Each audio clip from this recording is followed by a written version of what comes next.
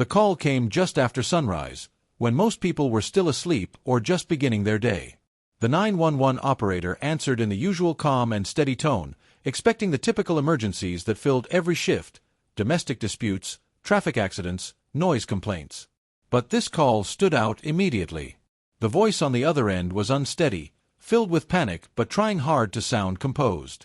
The caller explained that they had been awake unusually early when they heard a violent crash coming from the house next door. They described it not as the sound of a dropped object, but something heavier, something that suggested force. After the crash, there had been silence, then faint scraping noises that seemed deliberate, like something, or someone, being moved across the floor. The caller's voice shook as they recounted the sounds, almost as if they feared saying the words out loud would make them real. The operator, trained to remain calm in any situation, asked routine questions, trying to determine if the sounds could have been explained in another way. A pet knocking something over, perhaps, or a simple household accident. Yet the caller insisted it wasn't like that. They repeated that the silence afterward was more disturbing than the noise itself. It was too controlled, too intentional. The operator's instincts told them this wasn't an ordinary disturbance. Dispatchers are often caught between doubt and urgency, unsure if they're sending officers into a false alarm or a dangerous situation. In this case, caution 1. A patrol car was assigned to check on the home. As the call ended, the operator wrote down one final note.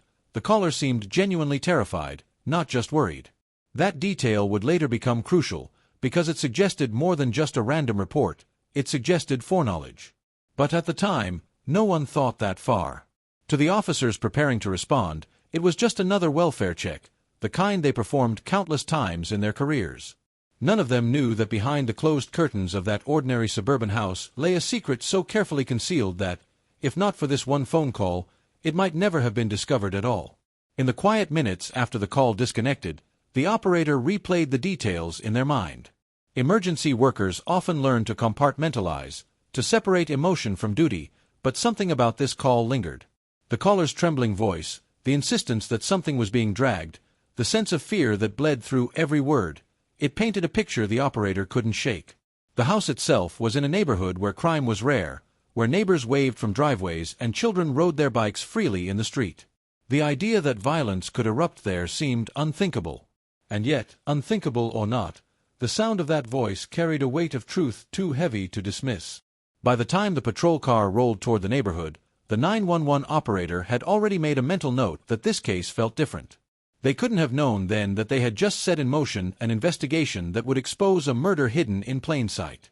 When officers pulled into the neighborhood, nothing about the house they were sent to seemed unusual. It sat among a row of nearly identical homes, each with trimmed hedges, tidy lawns, and mailboxes lined up neatly along the street. The morning sun reflected off the windows, and the silence of the suburb gave the impression that life there was ordinary and calm. To anyone passing by, it was the kind of home that blended into the background, neither inviting suspicion nor drawing attention. The patrol car slowed to a stop, and the officers exchanged brief glances. It didn't look like the setting of a crime scene, it looked like any other quiet residence.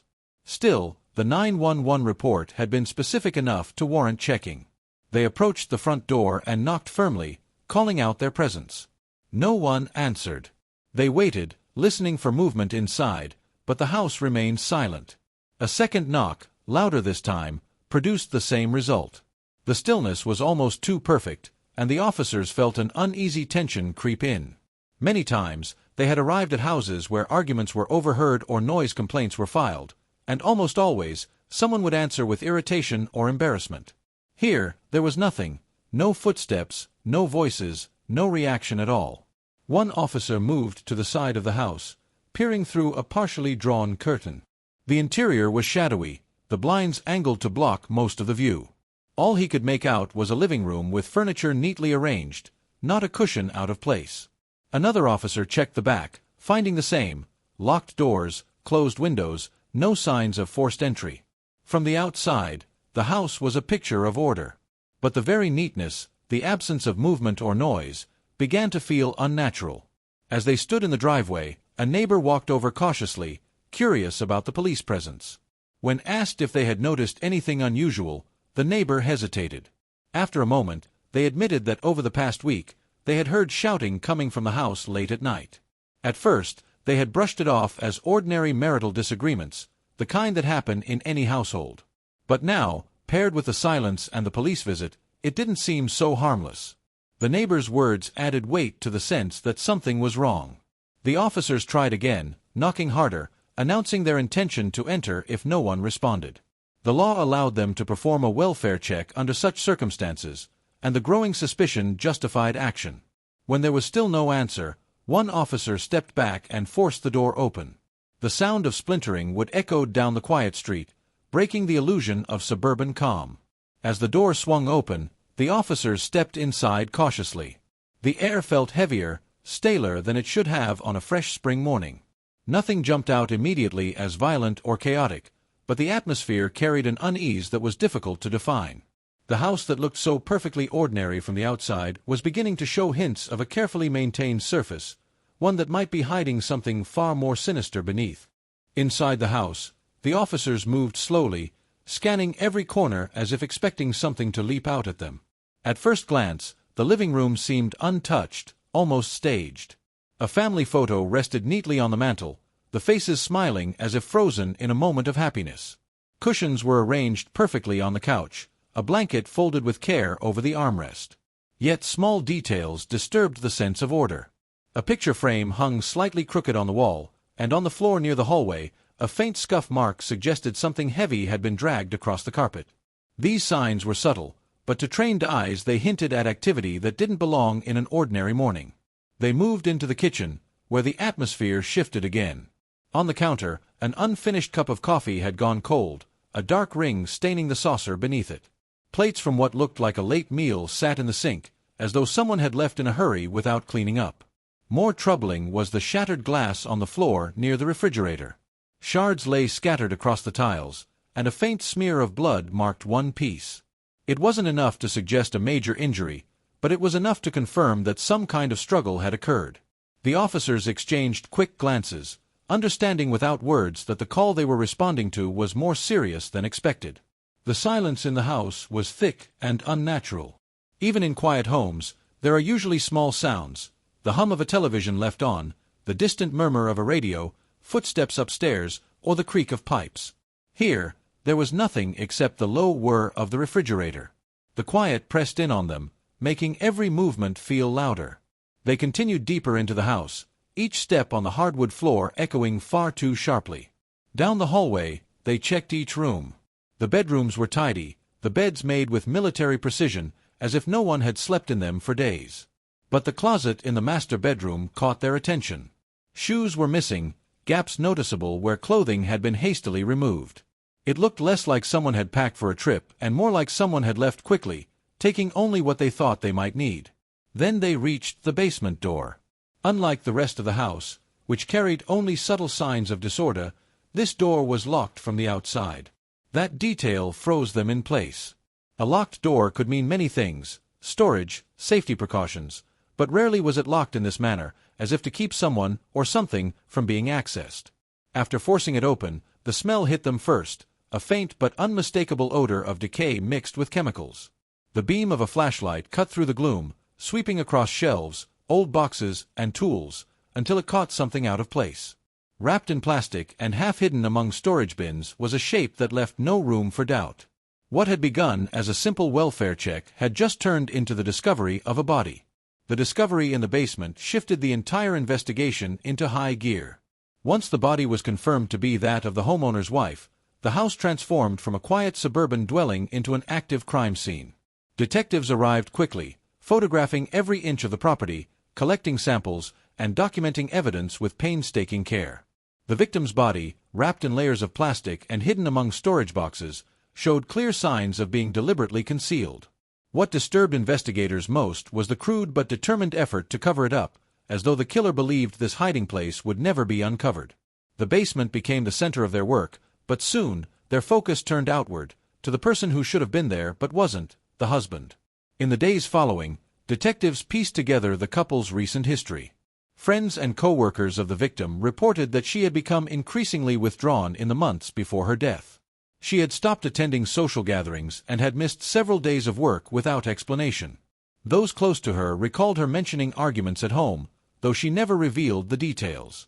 Bank records showed unusual withdrawals from joint accounts, and utility bills hinted at late-night activity inside the house even when the wife had already been reported absent. Each piece of information painted a troubling picture, one that pointed toward a man unraveling under financial and personal pressure. The husband's sudden disappearance only deepened suspicion.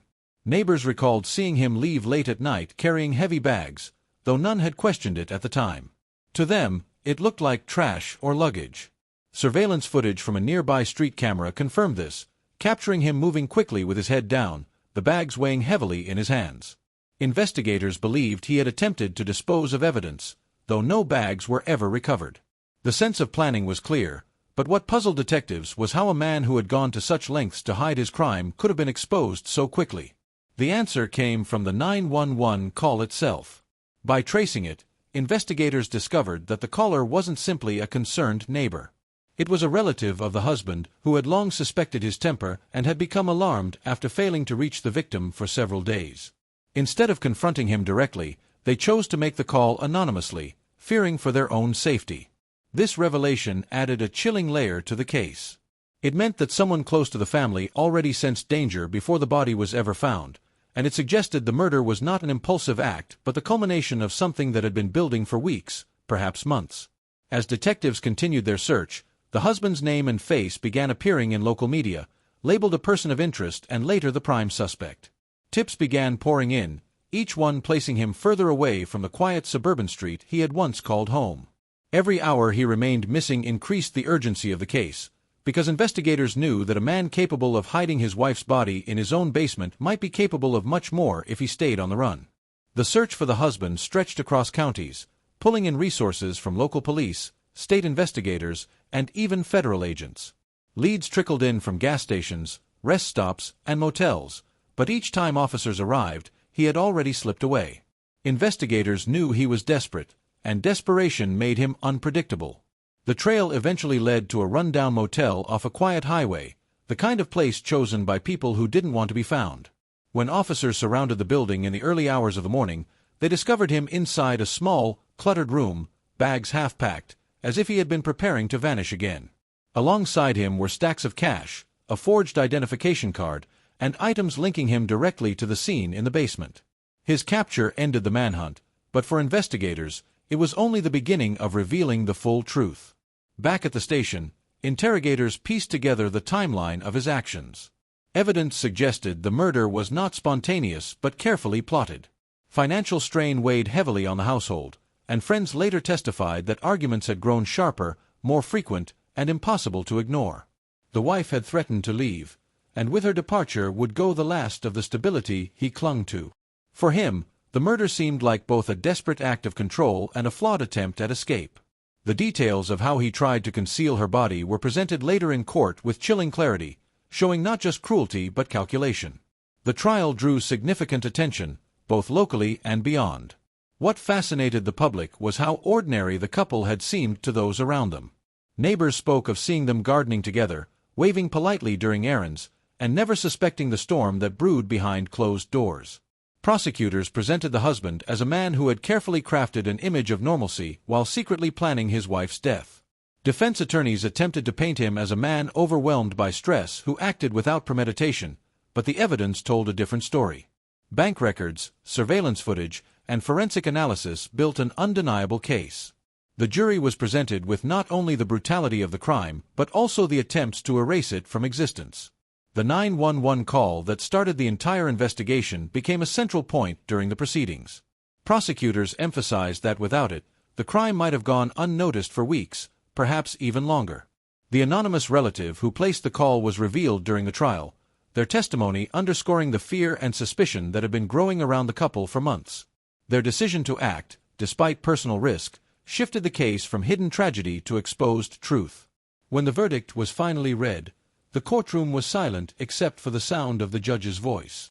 Guilty on all charges. The sentence was life in prison without the possibility of parole. The husband was led away in handcuffs, his carefully constructed facade permanently shattered.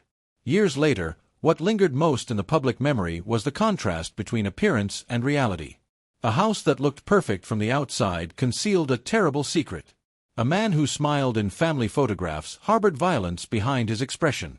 And one phone call, trembling but brave, had been enough to bring it all to light. The story served as a reminder that sometimes the truth doesn't reveal itself in grand gestures or clear signs. Sometimes it begins with nothing more than a voice on the line, reporting sounds in the dark that no one else was willing to acknowledge.